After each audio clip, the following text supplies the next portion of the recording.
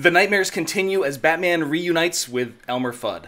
What's up, everybody? I'm Stan, and welcome to Detail Comics, where we go over comics in detail. This is an irate review where I go over a comic book, and the one I want to talk about right now is Batman number 67. So the continuation of the Nightmare storyline from Tom King, and this one has art by Lee Weeks, and he did some fantastic work on the Batman Annual. However, what we're going to be talking about is this current Nightmare where we see this giant chase scene that Batman is going to take place in. But let's dive into the issue and see what tale Tom King has to tell.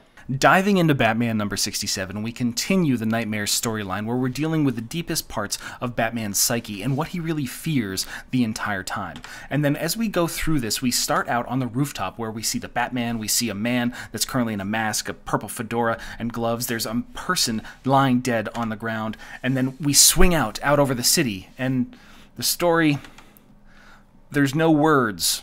There's no words in this story. It's just action. This doesn't quite feel right. Hit pause on this thing. I'm out of here. I don't necessarily know if I can handle this. Dude, you can't just hit pause like that. I'm not even on camera yet.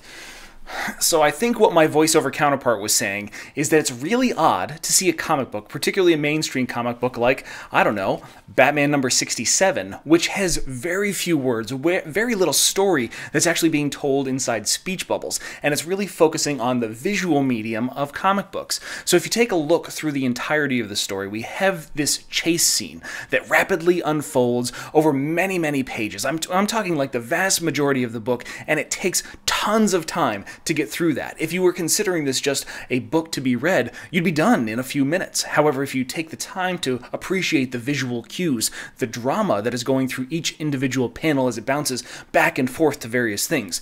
You see this hooded figure as he leaps out into the open. He has no safety net. He reaches out for a cable. It snaps and he swings over into a window. Drama as he goes through the household of these individuals. As he breaks out the other side onto another building. He's grappled by Batman's grapple gun. He loses his shoe. He makes his way further down through the streets. There's a lot of different things that are going on. And it's not necessarily the act. It's not necessarily the action. It's the combination of these things as we visually move from panel to panel, story beat to story beat. It's more about the intensity, about how you feel as things are moving forward. I mean, there are some phenomenal pages in here that are dealing with a variety of different things. The idea that Batman is just going to plummet to his death down these various staircase shafts, and he only reaches out and grapples onto the banister by a very slim margin, as he gets cut across the face by his own batarang. When he drops into the actual bar, stuttering his way through the directions that you are commonly given in a Looney Tunes cartoon, he went that away, George. That kind of thing adds to the comedic element of the overall story itself. And when we finally get to the end, when there's finally speech bubbles, when Batman asks him in his voiceover, "Why did you do it? William Ernest Coyote. What is the reason? Why the dead body? Why the chase? Why all the chaos? He's broken windows, upset households, possibly killed other people. He could have killed himself. He could have killed Batman. What is the reason for this?" And he stares into the eyes of the Joker, and all the Joker says is, "Beep, beep." You know, the Wile E. Coyote, the Roadrunner cartoon, the sense that nothing but the chaos, just the idea of the joke, the essence of it possibly being funny is the only thing that drives the Joker, that chaos, that madness behind those eyes.